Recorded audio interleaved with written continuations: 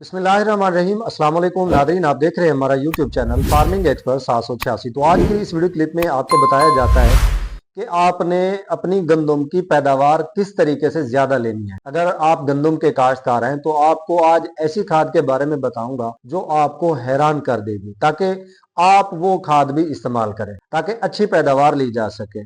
और कम ही वो काश्तकार हैं जो इस खाद का इस्तेमाल करते हैं। तो क्या आप भी उन काश्तकारों में शामिल होना चाहते हैं? अगर आप शामिल होना चाहते हैं तो इस वीडियो को गौर से देखना। तो मेरे किसान दोस्तों, गंदम की थ्रेशिंग करते वक्त जब आप अपने थैले का वजन चेक करते हैं तो आपको लगता है कि मेरा वजन जो है 45 किलोग्राम होगा आपके अंदाजे के मुताबिक, तब आपके थैले का वजन निकलता है 55 किलोग्राम। आखिरकार इसकी वजह क्या है कि वजन ज्यादा हो रहा है? वजह तो सिर्फ एक ही है और वो है SOP।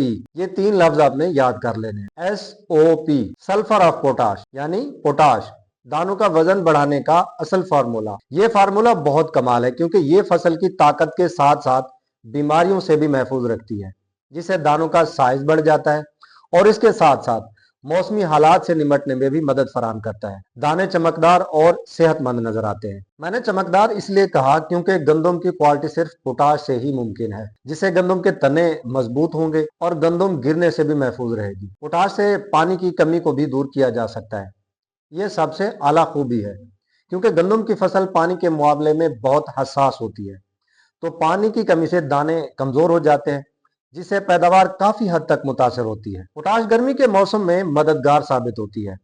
गंदम को गर्मी ज्यादा लगे या पानी की कमी ज्यादा है, दोनों सूरतों में गंदम की फसल खराब हो सकती है, दाने कमजोर रह जाते हैं। अब ये आप पर मुनसर होता है, सुखड़े हुए दाने चाहिए आपको या सेहतमंद दाने आपको चाहिए। जाहिर सी बात है, घाटे का सौदा तो कोई नहीं करेगा, फायदा चाहिए सबको। तो फायदे के लिए अपनी फसलों में पोटाश वाली खादों का इस्तेमाल करें, FFC की हो या एंग्रो की, जो दानेदार होती हैं। दोनों बहुत जबरदस्त रिजल्ट्स देती हैं। ये दानों की भराई में मददगार साबित होती हैं। पोटाश खाद जब आप इस्तेमाल करते हैं तो ये पूरे पौधे से, पत्तों से, जड़ों से खुराक को इकट्ठा करके दानों को फराहम करती है। जो खुराक पौधा तैयार करता है वो सारी खुराक अपने सिट्टे में मुंतकिल करता है, जिससे दानों का साइज इंतहाई हैरत अंगेज होता है। ऐसी गंदम आप अगले साल के लिए भी बुआई के लिए इस्तेमाल कर सकते हैं क्योंकि बीज सेहतमंद होगा, वजनदार होगा। आपको बाजारों से बीज नहीं खरीदना पड़ेगा। देखें, अगर आपकी फसलों में नहरी पानी लगता है तो उस पानी में पोटाश की मिकदार पहले से मौजूद होती है। ऐसा नहीं है कि आपने पोटाश बिल्कुल नहीं देनी, ऐसा नहीं है। पोटाश नहरी पानी में भी देना पड़ती है।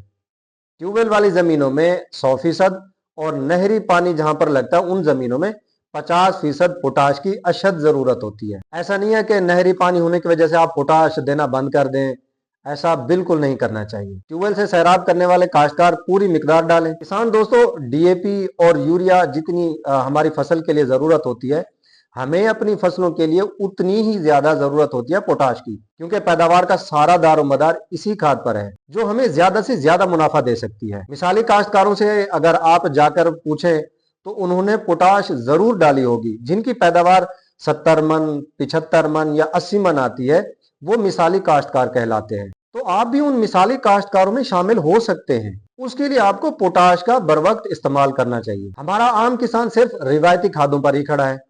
DAP डालते हैं, यूरिया डालते हैं, गवारा डालते हैं, लेकिन असल जो चीज है उस तरफ तवज्जो ही नहीं दी जाती। फिर कहते हैं हमारी पैदावार नहीं आई। वो मेरे भाई, कैसे आएगी? आप जमीनों पर इतना खर्चा कर देते हैं, पहले जमीन की तैयारी करते हैं, उसके बाद आपने गंदम का छट्टा कर दिया, जड़ों की मजबूती के लिए फास्फोरस भी डाल दी, कद बढ़ाने के लिए यूरिया भी डाल दी, बीमारियों से बचाने के लिए दवाइयां भी इस्तेमाल कर ली, सब कुछ किया, लेकिन क्या इस्तेमाल नहीं किया? पोटाश नहीं डाली, जो आपकी पैदावार को बढ़ा सकती है, जो आपके दानों को मोटा करेगी, जो आपकी पैदावार को बढ़ा सकती है, गिरने से भी महफूज रखती है। इसके बाद मैं आपको इसका तरीकाकार बताता हूं। गंदम की बुआई के वक्त सबसे पहला जो तरीका होता है, आपने गंदम की बुआई के वक्त पोटाश डाल देनी है। अब तो खैर टाइम गुजर चुका है। पोटाश अगर आपने बुआई के वक्त नहीं डाली तो आप उसको पहले पानी के साथ, यूरिया के साथ इस्तेमाल कर सकते हैं। ठीक है, जो दानेदार होती है ना पोटाश, FFC की होगी, सोना की, और उसके बाद एंग्रो की हो गई, ये दोनों जो हैं, आप इनको किसी भी एक कंपनी की आपने पोटाश ले लेनी है और यूरिया के साथ पहले पानी के ऊपर आपने इस्तेमाल कर देनी है। छठा करना है उसका। अगर आप पहले पानी पर भी नहीं कर सके तो दूसरे पानी पर कर लें। अगर दूसरे पानी पर भी नहीं कर सके तो तीसरे पानी पर पोटाश का इस्तेमाल जरूर करें। ठीक है, अगर आप तीसरे मरहले पर चले गए, तीसरे पानी पर अगर आप पोटाश दे रहे हैं, तो उसका तरीकाकार यह है कि आपने उसमें दानेदार पोटाश नहीं डालनी, फिर आपने ले लेनी है पाउडर वाली। ठीक है, आपने पोटाश पाउडर वाली ले लेनी है और उसका जो है आपने महलूल बनाना है, पानी के साथ ड्रम में आपने उसको फ्लड कर देना है। तो इतनी महंगी भी नहीं है, इतनी खास चीज आप कैसे मिस कर सकते हैं। अगर मेरी वीडियो आपको समझ आई है, ठीक है, ज्यादा बेहतर पैदावार लेना चाहते हो तो पोटाश का इस्तेमाल कर लो। तो उम्मीद करता हूं मेरी वीडियो आपको अच्छी लगी होगी। वीडियो अच्छी लगे तो इस वीडियो को लाइक कीजिए, हमारे चैनल को सब्सक्राइब कीजिए और एक प्यारा सा कमेंट कीजिए। तो इंशाल्लाह मिलता हूं एक नई वीडियो के साथ। तब तक के लिए सजाद अहमद को इजाजत दीजिए। अल्लाह हाफिज।